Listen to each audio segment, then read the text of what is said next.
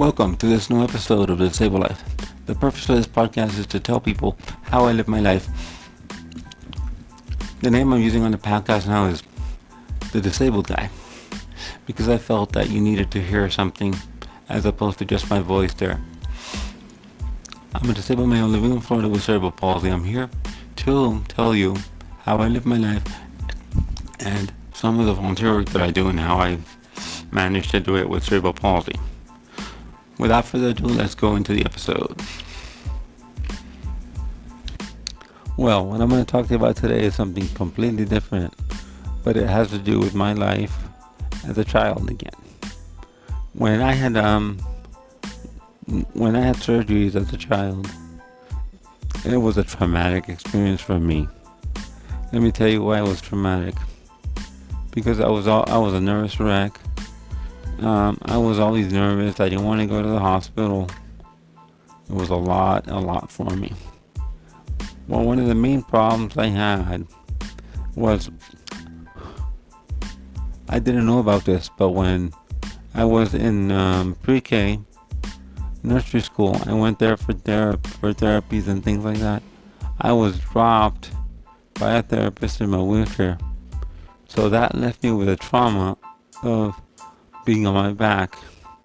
That is terrible because they didn't know. They didn't know, and they're not going to listen to children about that. And that was part of my trauma, and it was painful, and I was frustrated and stuff like that.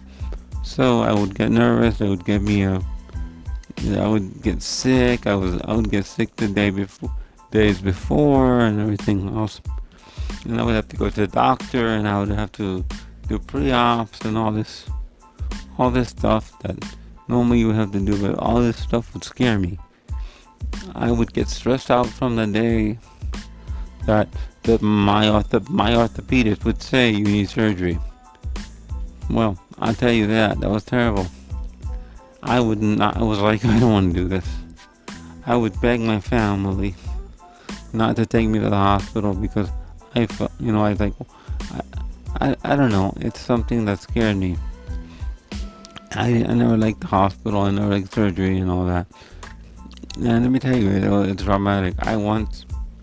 One time, what was I doing?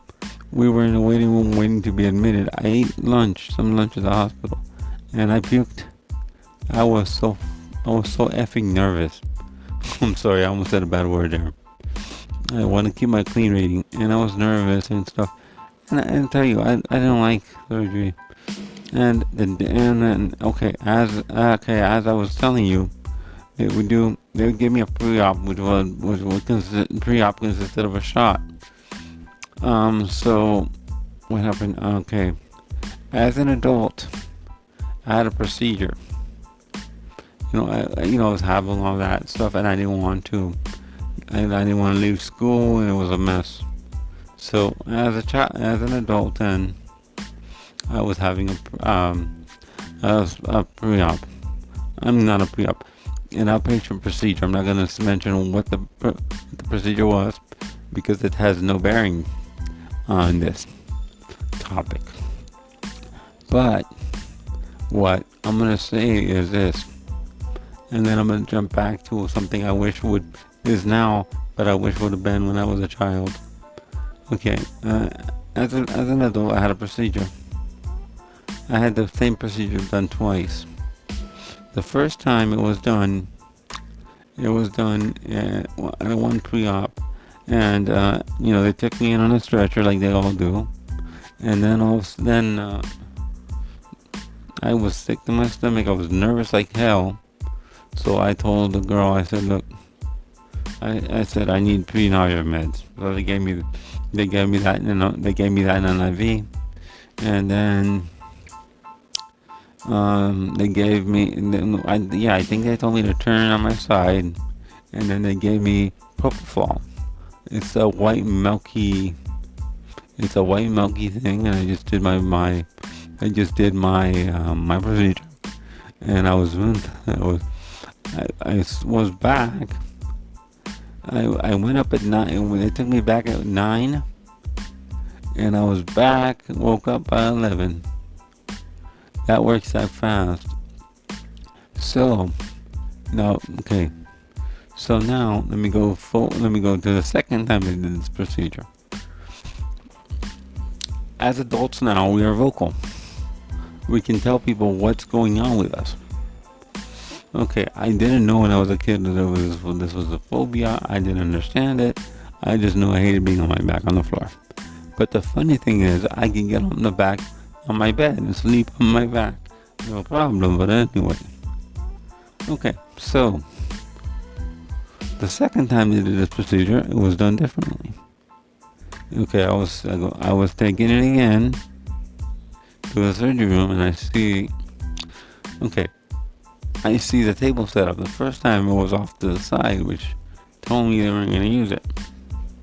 So they told me, as a second time adult, they told me to go move over there. I said, look, I told them I was vocal, and I advocated for myself.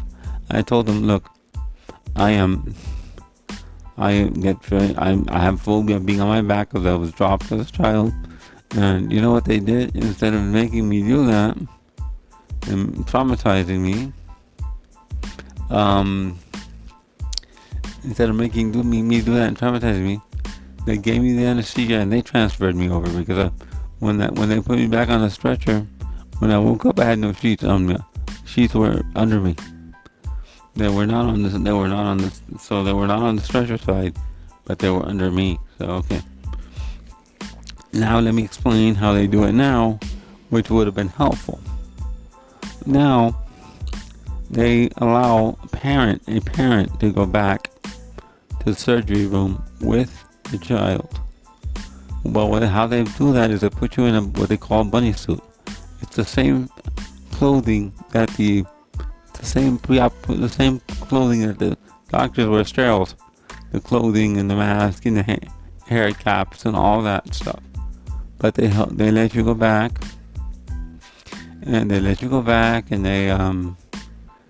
you stay there until your child goes to sleep, which is good because